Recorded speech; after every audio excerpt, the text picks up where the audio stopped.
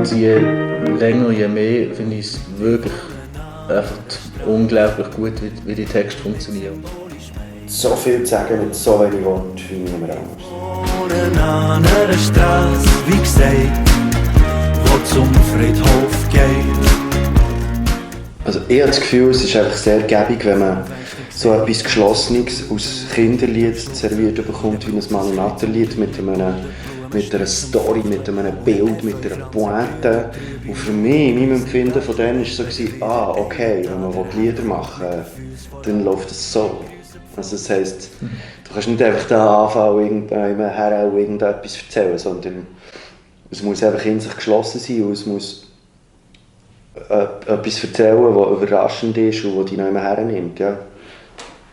Ich hatte vorher einfach in der Kindheit viel Kontakt mit Matter, dadurch, dass wir in der Primarschule Mani-Matter-Lieder gesungen haben und dass Joy Matter, die Frau von Mani, Bildungsdirektorin war von Stadt Bern. Und in meiner kindlichen Gedankenwelt waren eigentlich Joy und der Mani-Matter so wie der König und die Königin von Bern, die irgendwie zu uns geschaut, zu allen Kindern. Ihr Leute wohnen an einer Strasse und nicht symbolisch meine ich das.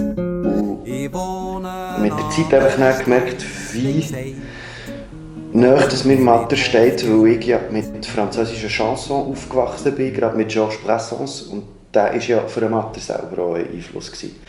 Und das heisst, das Reduzieren, dass man zuerst einen Wald von einem Lied hat und dann mit dem Bieli dort einfach runterrodet, bis es nur noch ein Baum in der Mitte steht und irgendwie der alles sagt. Das ist etwas, was mich bis heute sehr beeinflusst, wo ich versuche, nicht zu Herzen zu nehmen, reduzieren. Die Leute wohnen an einer Strasse und nicht symbolisch meine ich das. Ich wohne an einer Strasse, wie gesagt, wo zum Friedhof geht. Als ich aber doch ein bisschen zu bissen hatte, war, er hat eigentlich relativ viel Chords, oder relativ viel Akkordwechsel vor allem. Also vor allem auch im Refrain, dort haben wir es so wie übernommen. Und das war eigentlich so wie eine kleine Idee gewesen, dass man den Refrain von dort, die Strophe von dort her ein bisschen verändert. Komm, wir trinken die Flasche nicht leer, dass mir was für morgen wird bleiben. Schlittern die Klippen durch ab und klettern deine Hügel drauf. Und wenn ich dann in Form komme, Mani-Matter-Horn besteigen. Und von meinem Balkon schau ich auf das, was Balkon.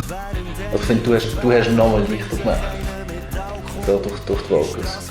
Also die Strophe, was ein bisschen hüpft und so das Grundfeeling vom Refrain. Ich weiss jetzt nicht, wo der Schritt der erste passiert ist, zu mehr Leichtigkeit oder so. Vielleicht ist es die Küchenraffel im Refrain, wo das Perkussionsinstrument ist, wo wirklich ein Küchenraspeln ist. Eben, und du hast viel so Töne und Sachen aufgenommen, von der Küche aus, oder? Oder einfach mit dem, was du daheim gehabt hast. Küchenraffel. Ist es also so eine Gemüseraffel in der Bleistift. Und ein Bleistift. Ich wohne an einer Strasse, wie gesagt, wo zum Friedhof geht. Ich wohne an einer Strasse, wie gesagt, wo zum Friedhof geht.